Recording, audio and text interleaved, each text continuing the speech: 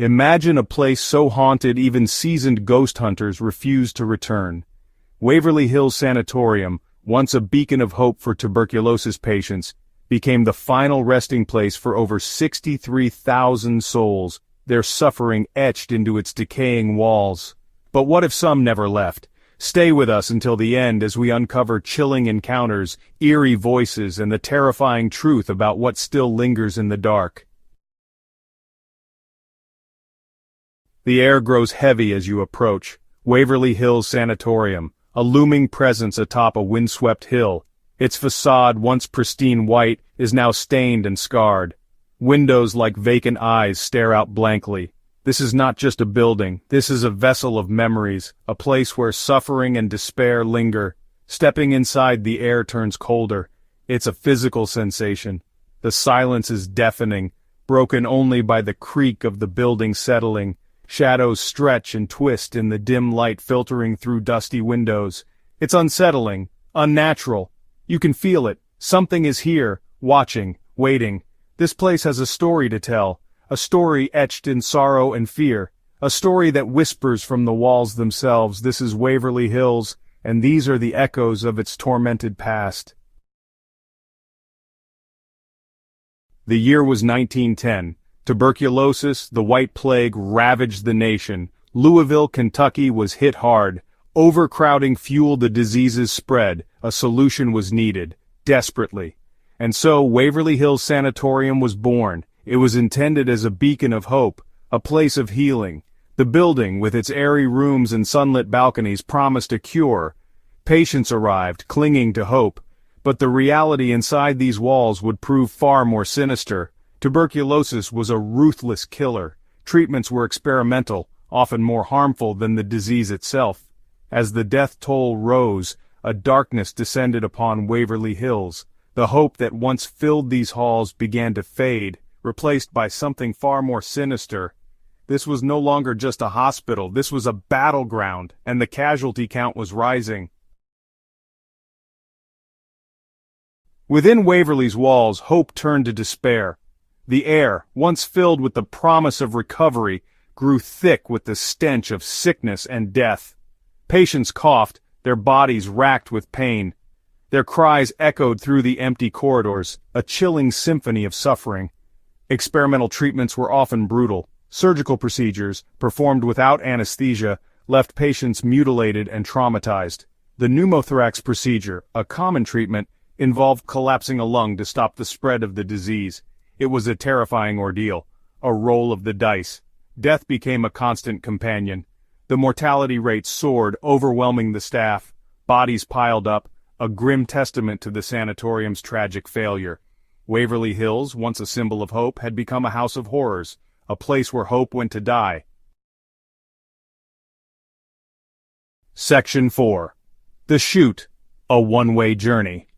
The most chilling reminder of Waverly's horrors is the Death Chute. This 500-foot-long tunnel, built into the hillside, served a gruesome purpose. It was used to transport the bodies of the deceased, out of sight, out of mind.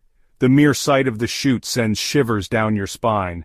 Cold, damp, and shrouded in darkness, it feels like a portal to another realm, a conduit for lost souls.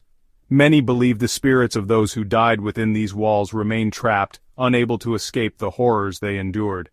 Paranormal investigators have reported unexplained temperature drops and disembodied voices emanating from the chute. Some claim to have captured EVPs, faint whispers of pain and anguish. The air is thick with a palpable sense of dread, as if the very walls are weeping with the sorrow of countless lost souls. Section 5. The Lady in White, a Restless Soul. Among the many spirits said to haunt Waverly Hills, one stands out, the Lady in White.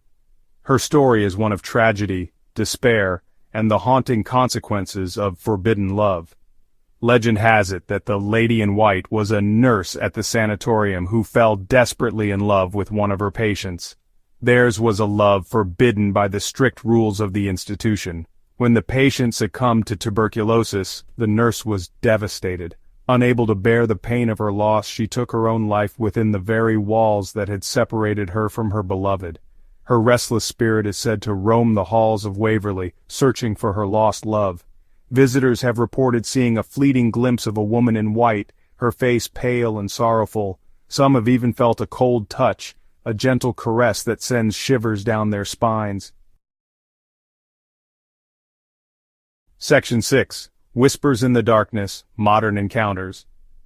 To this day, Waverly Hills remains a magnet for paranormal investigators and thrill-seekers alike.